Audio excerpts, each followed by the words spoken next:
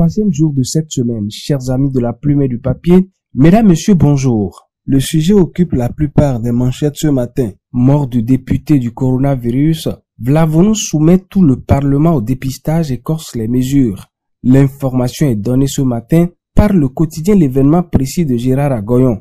Le journal précise que depuis la levée du cordon sanitaire, déjà 289 nouveaux cas ont été enregistrés. Le Parlement, foyer de l'épidémie, des soupçons à lever selon le potentiel. De toutes les façons, les députés et tout le personnel parlementaire testé rapporte le quotidien Notre Époque. Décès du député Alidou Demolé Moko à l'hôpital de zone d'Alada, l'Assemblée nationale dans la tourmente. Informe le matinal qui poursuit que les élus parlementaires sont systématiquement dépistés. Les mesures de sécurité renforcées au Parlement, écrit ce matin le quotidien Diapata. Face au regain de la propagation du virus, le gouvernement exige le port systématique du masque, rapporte le quotidien Libération. Il y a péril en la demeure, vu le nombre de cas actuellement selon la tribune de la capitale. Toujours coronavirus dans cette revue de presse. Coincés par les affres du Covid-19, les Béninois vivant en Côte d'Ivoire veulent rentrer, affiche en manchette ce mercredi le quotidien Pluriel. Le Canard rapporte qu'ils sollicitent la médiation du gouvernement et sont prêts à rentrer sur fonds propres.